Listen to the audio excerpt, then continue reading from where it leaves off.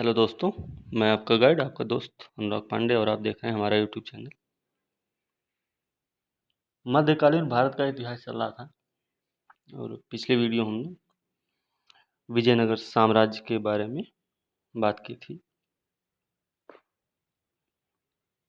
विजयनगर साम्राज्य के बारे में उन्होंने क्या बताया था कि कुछ यात्रियों के बारे में बताया था, जैसे Niccolo Conti, Abdul Razzaq, Nuniz, Domingo Paes, Barbosa. उन्होंने बताया था विजयनगर साम्राज्य की स्थापना हरिहर बुक्का ने की थी, जो कि विद्यारण्य और सायण से शिक्षा लेकर दोनों भाइयों ने 1336 में की थी। मतलब सल्तनत कालीन शासन था उसमें।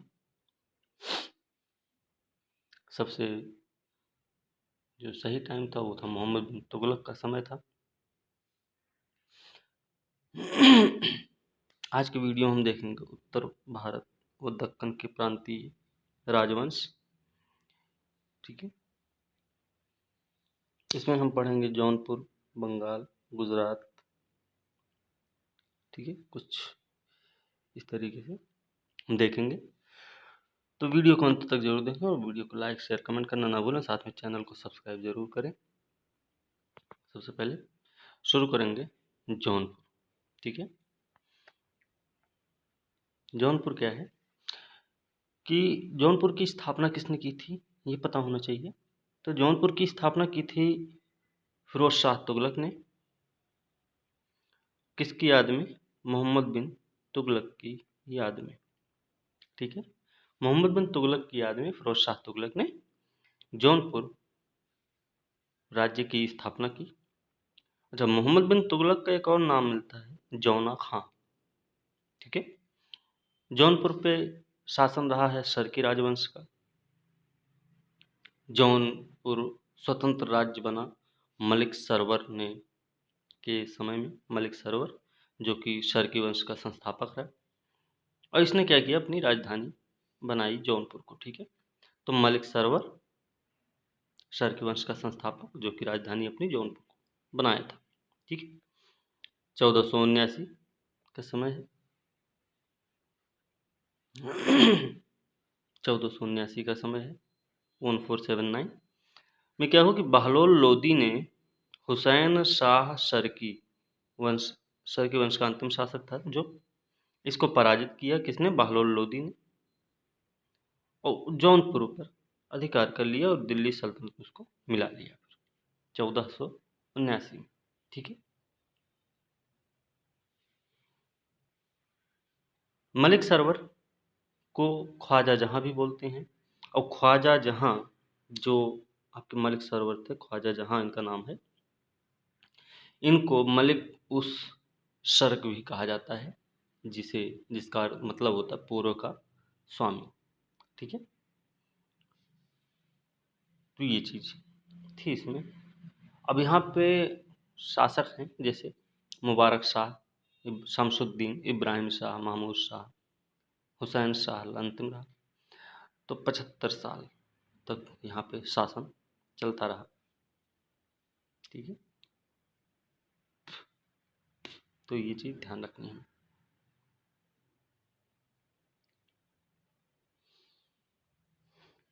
मलिक सरवर मोहम्मद शाह द्वितीय का दास था। ध्यान रखना कि मलिक सरवर कौन था, तो ये था मोहम्मद शाह द्वितीय का दास।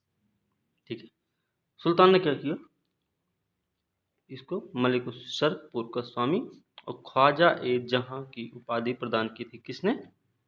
मोहम्मद शाह द्वितीय ने। ठीक है, अब आते हैं इब्राहिम शाह सरकी। इब्राहिम शाह सरकी पे प्रश्न आता है। तो सरकी वंश का सबसे महान शासक था ये। ठीक है, सरकी शैली का विकास किया इसने। सिराज हिंद की उपाधि धारण की। ध्यान रखना, इब्राहिम शाह सरकी को सिराज हिंद कहा जाता। जौनपुर भारत का सिराज नाम से विख्यात हुआ इसी के समय में।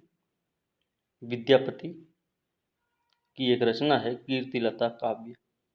कीर्तिलता काव्य किसकी रचना है? तो आपको पता होना चाहिए, विद्यापति की। ठीक है, तो कीर्तिलता में जौनपुर और इब्राहिम शाह शर्की का सुंदर वर्णन किया गया है। ठीक है, ये चीज हमें ध्यान रखना।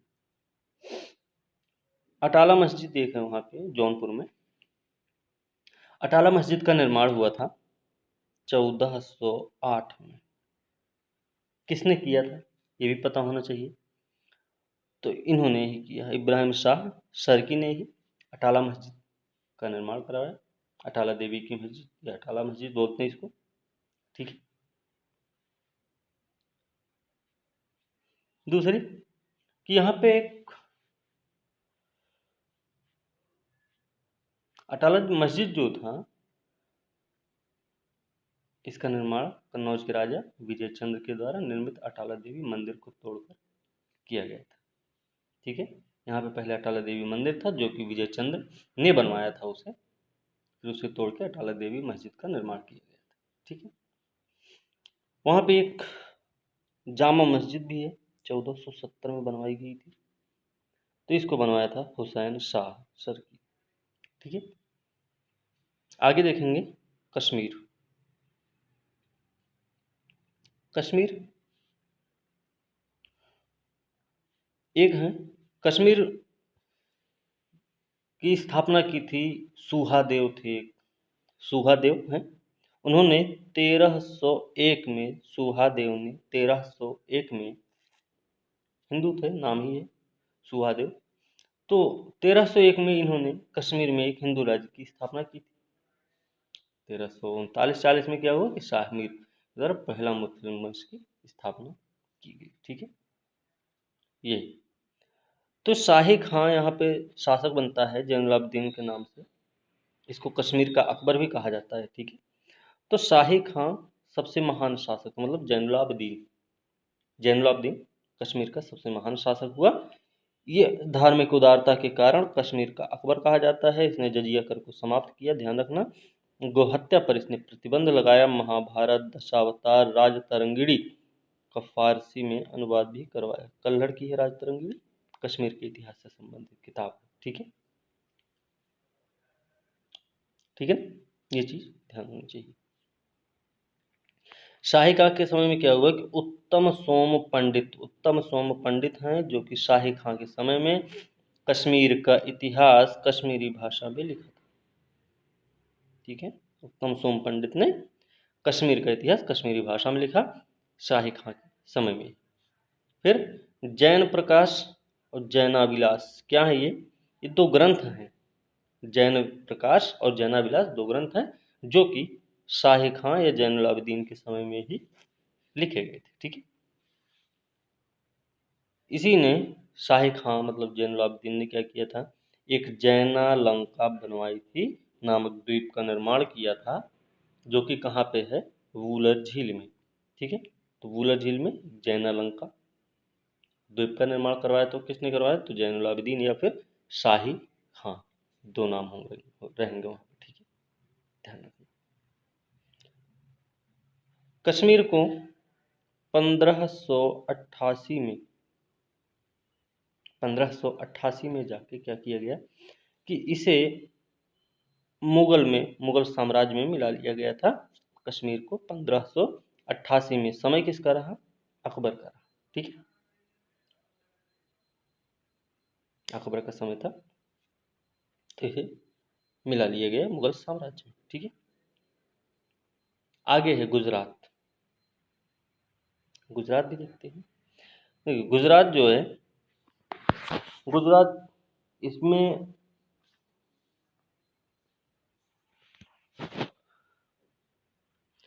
गुजरात में एक शासक थे राजा कर्ण, जिनको पराजित करके अलाउद्दीन ने 1297 में राजा कर्ण को पराजित किया अलाउद्दीन ने, है ना। अलाउद्दीन ने 1297 में राजा कर्ण को पराजित किया और वो गुजरात को दिल्ली सल्तनत का हिस्सा बनाया। किसने, अलाउद्दीन खिलजी ने, ठीक है। तो अलाउद्दीन खिलजी ने दिल्ली सल्तनत में मिलाया गुजरात को राजा कर्ण को पराजित करके, है ना। हमने एक दास के बारे में बताया था जो कि गुजरात विजय के दौरान उसको अलाउद्दीन खिलजी पाया था, है ना। तो थोड़ा वो भी ध्यान रखना है। चलिए नाम है जफर खां। कौन है ये? जफर खां ने क्या किया, खुद को सुल्तान मुजफ्फर शाह के नाम से अपने आप को गुजरात का सुल्तान घोषित कर दिया। कौन? जफर खां। तो जफर खां कहाँ संबंधित है? आपको पता होना चाहिए, गुजरात से। मुजफ्फर शाह या फिर जफर खां, ठीक है। जफर खां ने मालवा के शासक हुसंग शाह को पराजित करके मालवा की राजधानी धार पर अधिकार कर लिया, परंतु बाद में वापस कर दिया था। जफर खां मालवा के शासक हुसंग शाह को पराजित करके मालवा की राजधानी धार पर अधिकार करके उसको बाद में फिर वापस भी कर दिया था, ठीक है। तो ये चीज़ हमें ध्यान रखनी। फिर जफर खां के बाद महमूद शाह बेगड़ा आए। फतह खां के नाम से गद्दी पर बैठता है। जफर खां मरे, महमूद शाह बेगड़ा थे, जो कि फतह खां के नाम से गद्दी पर बैठते हैं और अबुल फतह महमूद की उपाधि धारण की। अबुल फतह महमूद की उपाधि भी धारण की, ठीक है। अब हम देखेंगे बहमनी साम्राज्य। बहमनी भी इसी में देख लेंगे। तो बहमनी साम्राज्य देखिए, बहमनी साम्राज्य की स्थापना कब हुई है? 1347 में। किसने किया? हसन गंगू ने, ठीक है। हसन गंगू ने बहमनी साम्राज्य की स्थापना 1347 में की थी। नाम रखा उसने अपना अलाउद्दीन हसन बहमन शाह, ठीक है। बहमनी साम्राज्य की स्थापना हसन गंगू ने की और नाम रखा अपना अलाउद्दीन हसन बहमन शाह, और इसने राजधानी बनाया गुलबर्गा को, और इसकी राजभाषा जो रही, बहमनी साम्राज्य की राजभाषा रही मराठी। मराठी राजभाषा रही है बहमनी साम्राज्य की, ध्यान रखना है, ठीक है। अब इनके 4 प्रांत रहे। क्या 4 प्रांत कौन कौन से? गुलबर्गा है, फिर दौलताबाद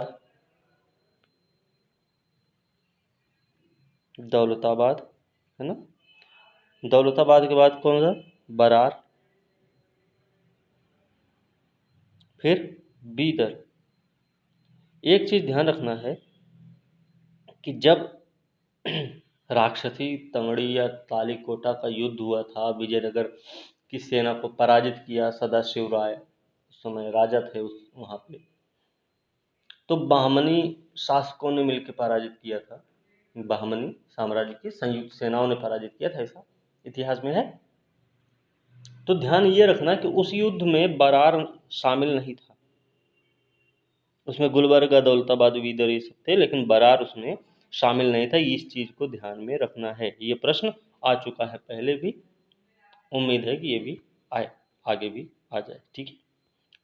तो दक्कन के अमीरान ये सादाह के विद्रोह के परिणाम स्वरूप मोहम्मद बिन तुगलक के अंतिम दिनों में हसन गंगू, नाम था जफर खां नामक एक सरदार ने बहमनी साम्राज्य की नींव रखी। अलाउद्दीन हसन बहमन शाह की उपाधि धारण किया, गुलबर्गा को राजधानी बनाया और अपने साम्राज्य को 4 तराफ या प्रांतों में बांटा। तो 4 तरफ यही थे, गुलबर्गा, दौलताबाद, बरार और बीदर। बरार तालीकोटा के युद्ध में शामिल नहीं था, ध्यान रखना इसका, ठीक है। अब इसमें देखिए, जो बहमनी साम्राज्य से स्वतंत्र हुए राज्य थे, उसमें देखिए एक तो बीजापुर रहा। बीजापुर के संस्थापक रहे यूसुफ आदिल शाही वंश की नींव रखी। बीदर में अमीर अली बरीद शाही वंश। गोलकुंडा कुली कुतुब शाही वंश। बरार फतेह उल्लाह इमाद शाही वंश, ठीक है। फतेह उल्लाह इमाद शाही वंश बरार में, और अहमदनगर में रहे मलिक अहमद निजाम शाही वंश, ठीक है। तो इसमें बरार नहीं शामिल था, ध्यान रखना। बाकी ये सभी शामिल थे, वो सब उनको मारे थे, ठीक है। तो ये चीज ध्यान रखना है तालीकोटा के युद्ध में, ठीक है। अब बीजापुर के जो शासक थे, इब्राहिम आदिल शाह द्वितीय, बीजापुर के शासक हैं इब्राहिम आदिल शाह द्वितीय। ये महान विद्या प्रेमी थे, महान विद्या प्रेमी, विद्या के संरक्षक।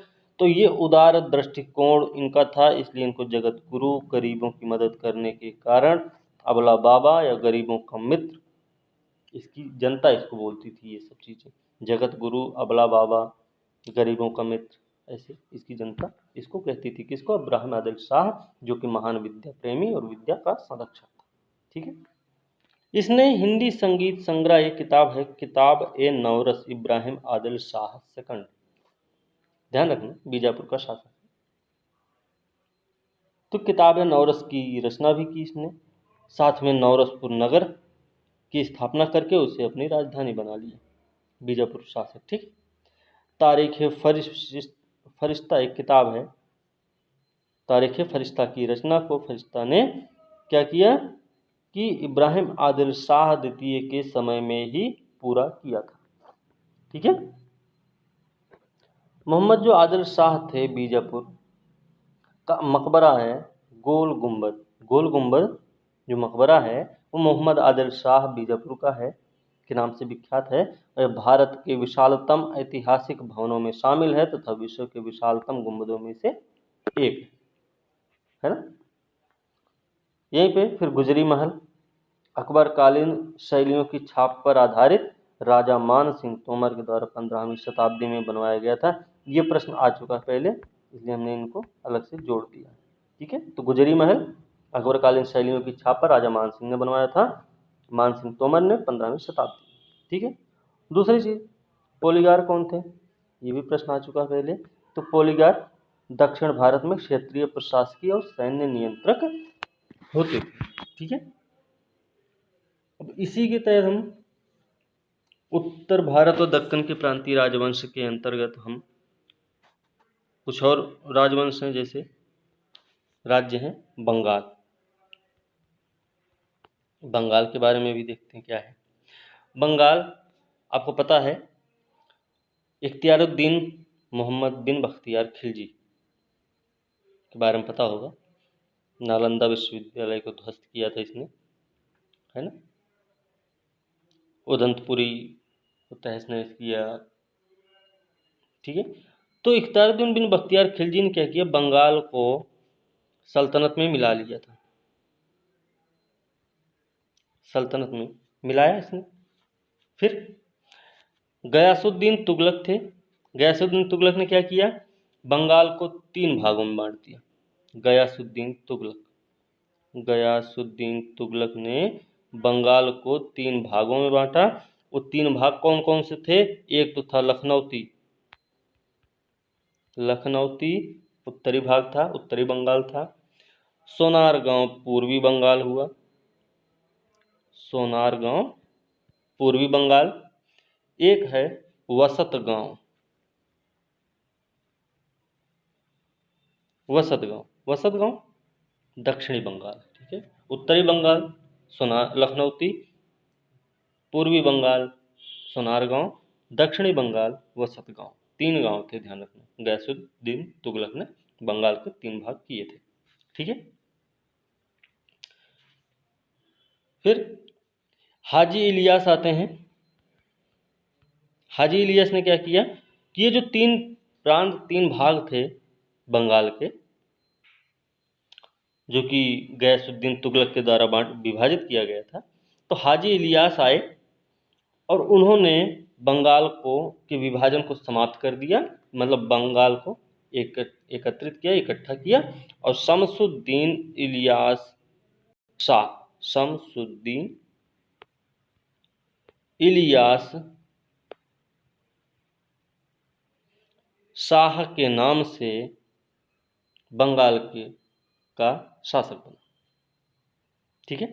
शमसुद्दीन इलियास शाह क्या किए कि गयासुद्दीन तुगलक के द्वारा विभाजित बंगाल को एकत्र किए और बंगाल का शासक बन बैठा। कौन? शमसुद्दीन इलियास शाह, हाजी इलियास। ठीक है। इसी इलियास शाह के ही रहे, जैसे एक है अदीना मस्जिद। अदीना मस्जिद आता है प्रश्न कि अदीना मस्जिद कहाँ है, तो आपको पता होना चाहिए पांडुआ में, पांडुआ में। ठीक है। किसने बनवाया ये भी ध्यान होना चाहिए, तो सिकंदर शाह ने बनवाया था इसको। बंगाल का ही शासक था। सिकंदर शाह ने बनवाया था, अदीना मस्जिद का निर्माण कराया था। ठीक है, वो भी कब कराया था? 1364 में। ठीक है, फिर गयासुद्दीन आजम शाह हैं, वो आते हैं, न्यायप्रियता के लिए प्रसिद्ध। तो बंगाल का वह शासक, जैसे प्रश्न है, बंगाल का वह शासक जो अपनी न्यायप्रियता के लिए प्रसिद्ध रहा, तो नाम है उसका गयासुद्दीन आजम शाह। इसके बारे में यही एक चीज है, गयासुद्दीन आजम शाह अपनी किसके लिए प्रसिद्ध है? न्यायप्रियता के लिए प्रसिद्ध है। ठीक है, चलिए, वहां पे बंगाल क्षेत्र में एक रहते हैं संत, नाम है चैतन्य महाप्रभु। चैतन्य महाप्रभु नाम सुना होगा आपने। तो इन्होंने क्या किया, ये अलाउद्दीन के समकालीन थे, अलाउद्दीन के समकालीन रहे। इन्होंने सप्तपीर नाम का एक आंदोलन चलाया था। किसने? चैतन्य महाप्रभु ने सप्तपीर नाम से एक आंदोलन भी चलाया। ठीक है, इसी के साथ एक और है मालवा। मालवा को भी देख लेते हैं क्या है। मालवा के बारे में क्या है भाई? मालवा जो है, यहाँ पे दिलावर खां थे। दिलावर खां ने क्या किया कि मालवा को स्वतंत्र राज्य घोषित किया। फिर इन्हीं का लड़का, इन्हीं के पुत्र रहे अलप खां। अलप खां हुसंग शाह के नाम से गद्दी पर बैठा, हुसंग शाह की उपाधि धारण करी और मालवा का शासक 1405 में बना। अपनी राजधानी को बनाया 2 जगह। अच्छा, अपनी राजधानी को इसने, धार थी पहले, धार से मांडू ले गया। ठीक है, मांडू के किले की कहानी पता होगी। तो धार राजधानी थी पहले, दिलावर खां के समय में। अलप खां ने क्या किया कि राजधानी अपनी चेंज कर दी, मांडू ले गया। ठीक है, खिलजी वंश की स्थापना होती महमूद शाह ने की, मालवा में ही। तो ये भी ध्यान रखना, मालवा में एक खिलजी वंश की स्थापना होती है। मालवा में खिलजी वंश की स्थापना महमूद शाह ने कर दी। ठीक है, मालवा में कुछ किले हैं, जैसे मांडू का किला, आपको पता है मांडू का किला,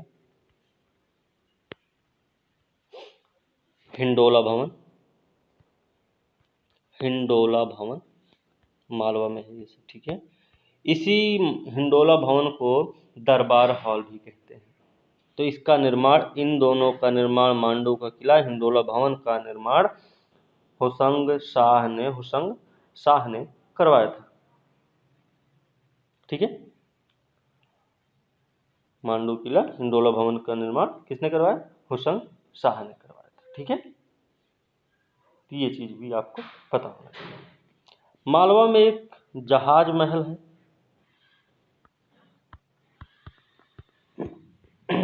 जहाज महल का निर्माण गयासुद्दीन खिलजी ने करवाया था। जहाज महल का निर्माण गयासुद्दीन खिलजी ने करवाया था। एक और है बाज बहादुर। इन दोनों के प्रेम कथा आज भी याद की जाती। ठीक है, बाज बहादुर और रूपमती। तो बाज बहादुर और रूपमती का जो महल था, उसको बनवाया सुल्तान नासिरुद्दीन शाह ने। नासिरुद्दीन, ये मध्य एमपी पीसीएस के लिए इम्पोर्टेंट है, और वैसे तो नॉर्मल है सबके लिए, लेकिन उसके लिए इम्पोर्टेंट रहेगा। ठीक है, तो सुल्तान नासिरुद्दीन शाह ने क्या किया कि बाज बहादुर रूपमती के महल का निर्माण करवाया था। एक और महल है यहाँ पे, कुश्क महल। कुश्क महल है यहाँ पे। तो कुश्क महल का निर्माण किसने करवाया? कुश्क महल का निर्माण करवाया महमूद खिलजी ने। महमूद खिलजी ने कुश्क महल का निर्माण फतेहाबाद में करवाया था। ठीक है, ये सारी चीजें। इसी के साथ आज की वीडियो हम यहीं पे समाप्त करेंगे। वीडियो अच्छी लगी लाइक शेयर कमेंट जरूर करें, साथ में चैनल को सब्सक्राइब जरूर करें। ठीक है, अगले वीडियो के साथ कल मिलेंगे, तब तक के लिए धन्यवाद।